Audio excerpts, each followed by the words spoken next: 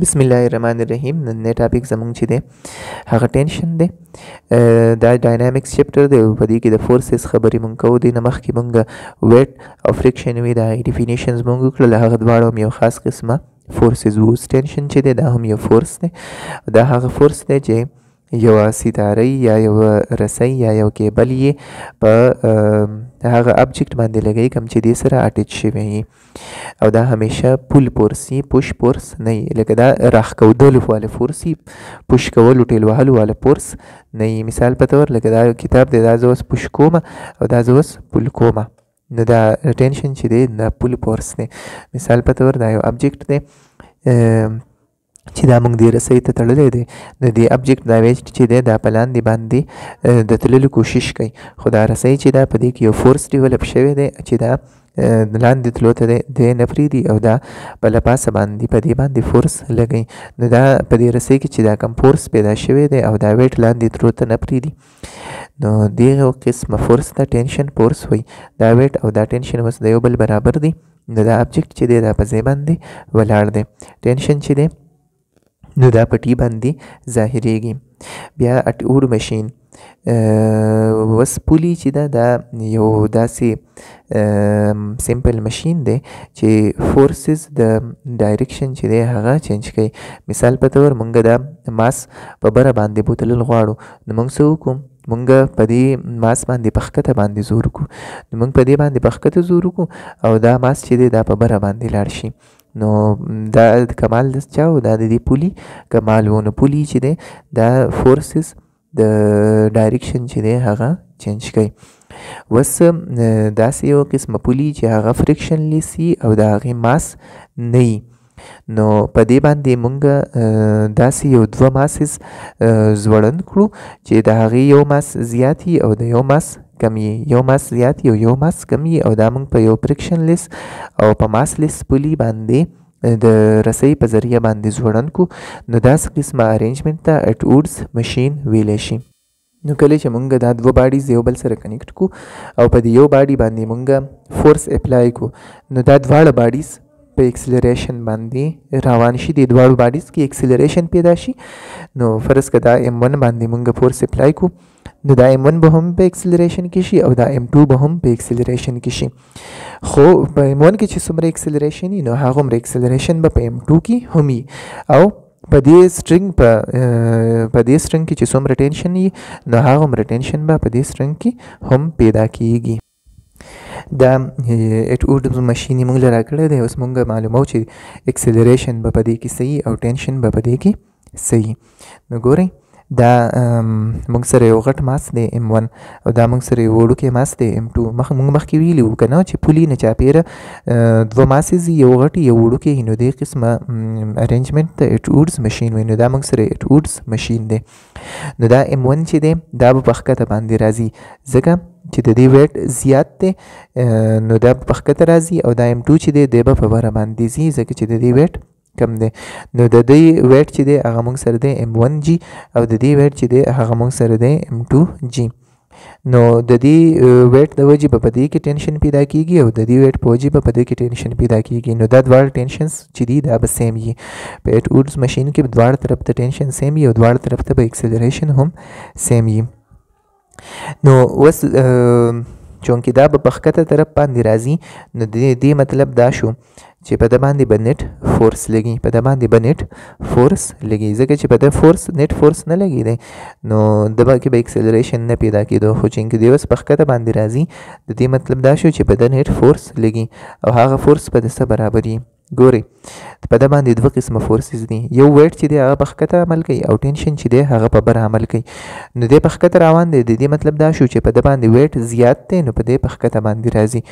نو د ویټ نه موږ ټینشن ماینس کو نو نټ فورس په موږ سره راشي مثال په طور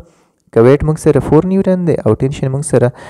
3 نیوټن دی نو دا په ښکته باندې راځي که نو ځکه ویټ پې زیات دی نو 4 ماینس 3 1 نیوټن فورس په ده باندې به نټ فورس لګي نو د نټ فورس معلومولو طریقه دا ده چې د غټ نه به تاسو هغه وړوکې ماینس کوئ نو اوس W1 چې دی هغه موږ سره زیات دی نو د دې نه موږ ټینشن ماینس کړو نو دا به موږ سره په دې ماس 1 باندې نټ فورس راشي نو نت فورس چې دی موږ ته نیوټن سیکنډ لا مطابق پته ده چې هغه برابر دی د ام ا. دلته کې دا ماس M1 دی نو موږ سره به شي M1A او دکې چې څونه اکسلریشن پیدا کیږي دکې به هم هغه نه اکسلریشن پیدا کیږي. نو A چې دی دا موږ دپاره دواړو دپاره کامن دی. نو F net 1 برابر شو د M1A نو هغه برابر شو د اوس دا W1 دی نو W1 د څه برابر دی M1G او ماینس T. نو چې دا موږ ری ارینج کو نو T موږ سره برابر شو د M1G ماینس M1A. دا موږ سره اولنی اکویشن شو. وس دا چې دی دا په ښکته راځي نو دا چې دی دا په بره باندې ځي. نو چې دا په بره باندې ځي نو په دې هم دوه قسمه فورسز لګي که نه، یو په ټینشن لګي په بره او یو په ویټ لګي په ښکته. نو چې دی په بره روان دی د دې مطلب دا شو چې په ده ټینشن زیات شو او دی روان دی نو مطلب دا دی چې په ده نت فورس شته دی. نو نت فورس چې موږ معلومو نو د غټ فورس نه به وړوکی فورس ماینس کو. نو په دې باډي باندې چې موږ نت فورس معلومو نو هغه به برابر شي د T ماینس W2. نو وس په ده چې نت فورس برابر دی هغه به د M2A برابر وي. دا ماس M2 دی او A چې دی هغه د دواړو دپاره کامن دی. A او T په دواړو کې سیم دی. نو M2A برابر شو د T ماینس M2G. د ده ویټ چې دی هغه M2G دی. نو دا چې بیا موږ ری ارینج کړو نو T برابر شو د M2A پلس M2G. دا موږ سره اکویشن نمبر 2 شو. وس اکویشن 1 او اکویشن 2 چې دی دا برابر دی. ولی؟ ځکه چې دا هم د T برابر دی او دا هم د T برابر دی. نو دا M1G ماینس M1A برابر دی د M2A پلس M2G. نو دا چې موږ دقه شانتي ولیکو چې M2A پلس M2G برابر شو د M1G ماینس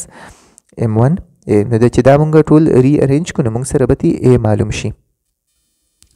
نو ګورئ دا M1A پلس M2A دینه A کامن شو. M1 پلس M2 انټو A از ایکول ټو دینه G کامن شو M1 ماینس M2 انټو G. اوس دا خپل په ځای پاتې شو دا M1 پلس M2 دی خوا راغلو نو موږ سره A برابر شو د M1 ماینس M2 ډیوایډ بای M1 پلس M2 انټو G. نو کله چې اټ وډ ماشین کې تاسو اکسلریشن معلوموئ نو هغه به په دې طریقه باندې چې تاسو سره دواړه ماسز معلومي نو تاسو به اکسلریشن داسې معلوموئ. ټیک شو؟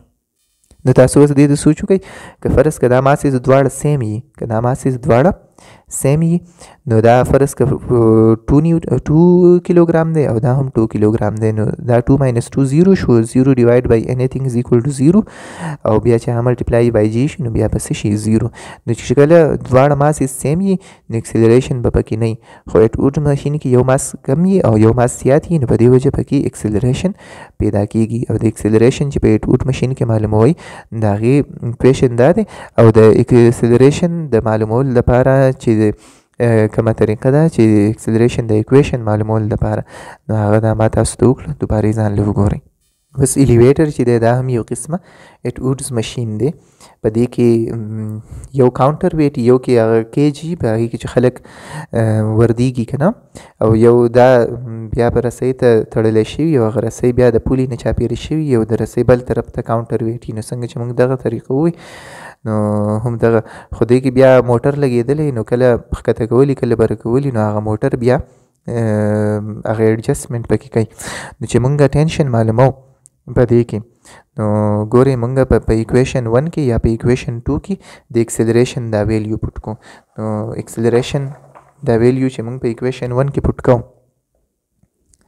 نو موږ ګورئ اکویشن 1 موږ سره دا د M1G ماینس M1A که نو د A ویلیو چې دا هغه موږ معلومه کړه دا د A ویلیو ده. نو T موږ سره برابر دی M1G دا خپل په ځای ولګېد ماینس